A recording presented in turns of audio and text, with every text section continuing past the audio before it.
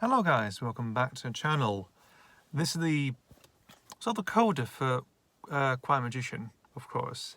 As the title suggests, you think, why am I doing another part?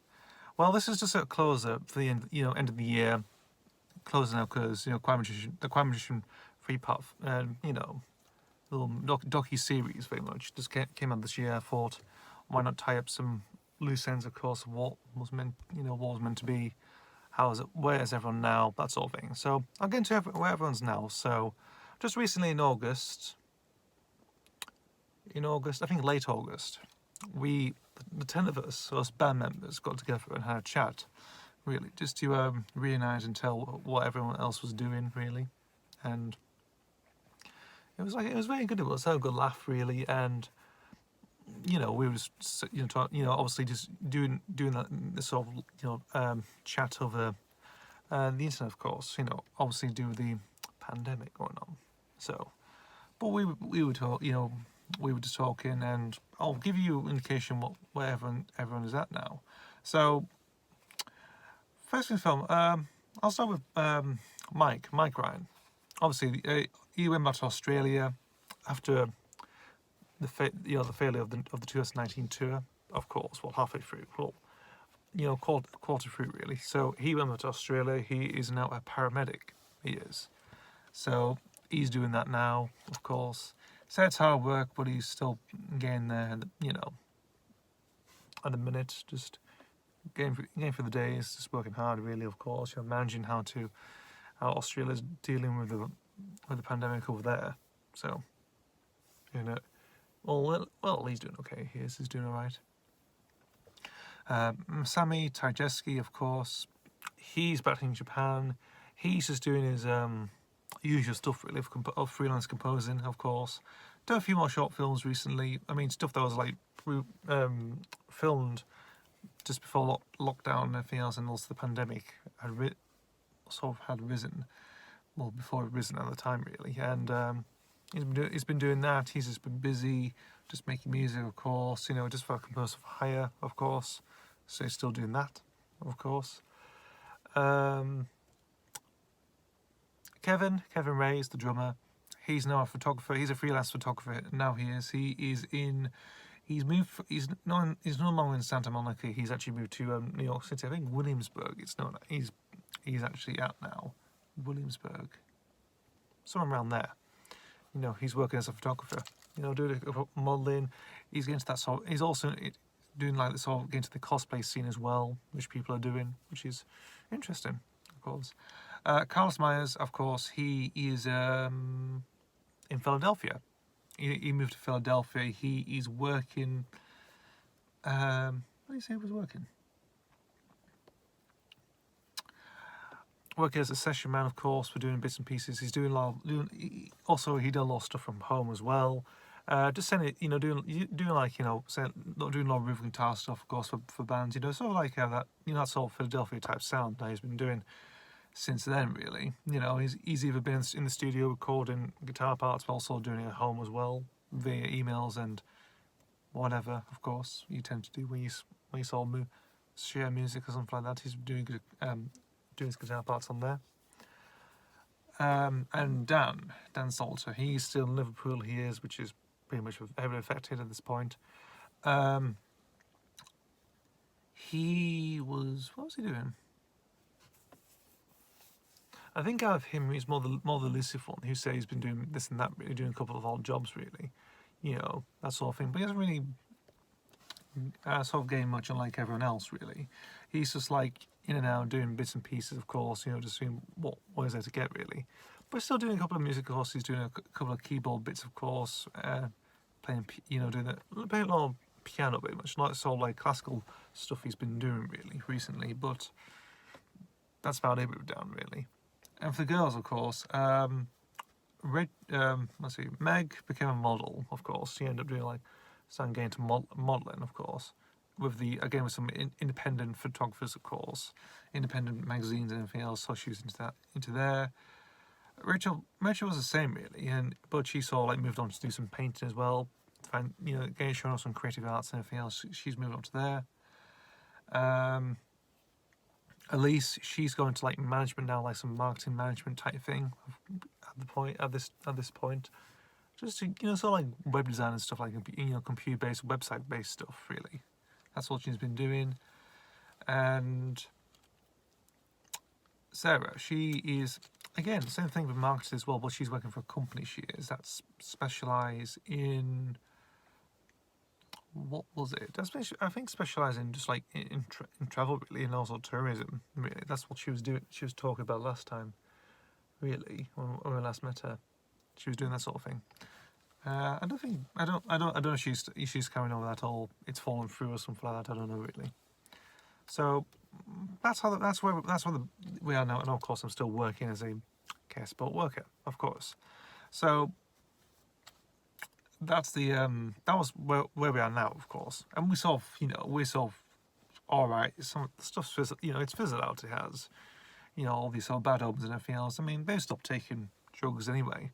Well, afterwards they sort of come clean, so that's pretty good, and that's a good thing. So the other thing to mention is what could have been,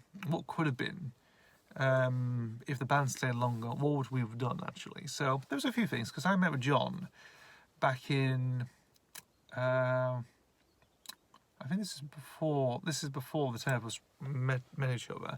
It would have been in about something like July. I think it's on late July we last met, because he also mentioned about the videos I've been doing, of course, and he was pleased. It's like, that's pretty good. But also, he also mentioned a couple of stuff that has never been mentioned, but also stuff like what else he also planned as well. So we'll get down to there. So obviously, one thing to mention is I didn't play any Rickenbacker 400 ones, whatever. I played a Fender Jazzmaster. I did, really. I think because they sort of like, they have a good sort of funkness to them, really, and it's all obviously did that really. The reason why it was that because of the one I had, of course, that one I was using, my Sammy gave to me, of course, but it is quite a sort of interesting rarity, and also it belonged to someone else that he sort of didn't want to show or anything like that, if you know what I mean. Like, I originally belonged to someone, but also if I saw mention about it, it was like a lawsuit thing or something going on there, apparently. So it's like I had to sort of change, said, I use Rickenbacks instead, that sort of thing. Because I remember thinking, it did belong to someone that did, like a sort of famous Japanese session man, really, that had it. But there was like a bit of a law thing, of course. But actually, Emma Sam had in his possession, he did, obviously, because it was given to him. But there was a thing, because if you hand it to someone else, you probably get claimed or something about that. You have to probably reprimand it or hand it back, or have to pay a decent, sort of what do you call it, like a royalties thing or something like that. I don't know, for that session player, because of his bass bass guitar, really. So it was never mentioned until just now, actually. Funny enough. So I play Fender Jazzmasters, of course. Everyone knows them type of bass guitars. Very good ones, they are. They're great. Some people in comments did mention, like, was anything that was recorded or taken live or anything else. There was meant to be 2 live albums we were meant to release. One in 2017, one in 2018. John compiled some stuff together. He recorded the shows. He recorded the 20 shows from 2017 and 2018. Nothing from 2019, unfortunately, because of the sort of tour. Tour wasn't going extremely well. It wasn't, as I mentioned before, in part 3.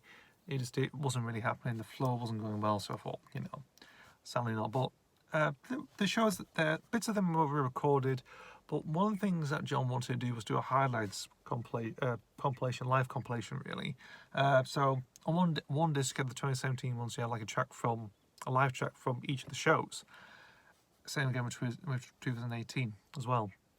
But also there was 4 new songs that were actually were written and performed live in those gigs, and they were meant to appear on the album. I think two new ones were meant to appear on Volume 1, which was 2017, and the other one was, and the other two were going to be 2018. So those songs were going to be Fresh as a Daisy, Turning Gold, Death of Joey, and Poppy Seeds. And those are the songs that were written and performed live. They were part of the set. They were through our tenure. You know, they were also performed until I think the last performance we did with them songs was in Canterbury, actually. So the last one when the original band was around, of course. And obviously they were sort of dropped. They were dropped from the set list when we did the last 4 gigs. They were never used again, unfortunately, because they were really good. They were actually interesting songs, you know. And before, you know, we had some ideas for that band, a single for a new material for a new album or something like that, but it never came to be, unfortunately. But they were performed live, and that was about it, really. So they were recorded and they were meant to be included, but obviously with the band being heavily fractured in the fields, John decided against it, really, unfortunately. So that was one bit. That was the other thing, of course, was the second lineup, of course, that John mentioned. Apparently, he sort of kindly persuaded me to come and join. I thought, why not? Dan took a lot of persuading to do, and actually John ended up bribing him. He did, you know, ended up giving him money and stuff like that just to come back. So it was more difficult to bring Dan back in. You can thought I could have just replaced him, but you know, I needed a second person rather than you, of course, really. So Dan was the obvious one to come on, because John had tried to get in contact with the other members, of course, but they went back to their home countries at this point. Because after the tour, so this was in July, and the tour didn't start until about November, of course. Also, when doing the album as well, number 4. You know, they went to their home countries. They sort of never looked back, of course, and obviously they John can't reach him whatsoever, so he had to assemble a band together, of course, assemble a new lineup. Now, how obviously I mentioned in part 3 that John sort of rounded up everyone else they sort of knew around Manchester. The thing was, the male guys, of course, Andy, Ravi, Jamie, and Jim. They were sort of John knew, and he did favours for them, actually. So, in turn, he wanted a favour from them, and of course they accepted. And obviously the favour was to be, in this band, of course, and just do a couple of dates, record an album, and do a couple of dates, doing some live gigs, and that was the main favour. It wasn't permanent. This was just temporary. This was, and the girls, John knew when he was in secondary school. Actually, he knew them from secondary school, but by that point, they were sort of just there. Really, they weren't talking much or anything like that. They were sort of like pulse of heart, doing their own thing. Really, they haven't really spoken since they left. Since they were about 16, since they left year 11, I think. Probably since their prom, really. Actually, so it's a bit of a interesting thing. So, obviously recruiting them was a very interesting thing. So you sort of kindly asked him, of course, and to see, was bringing them on board, really.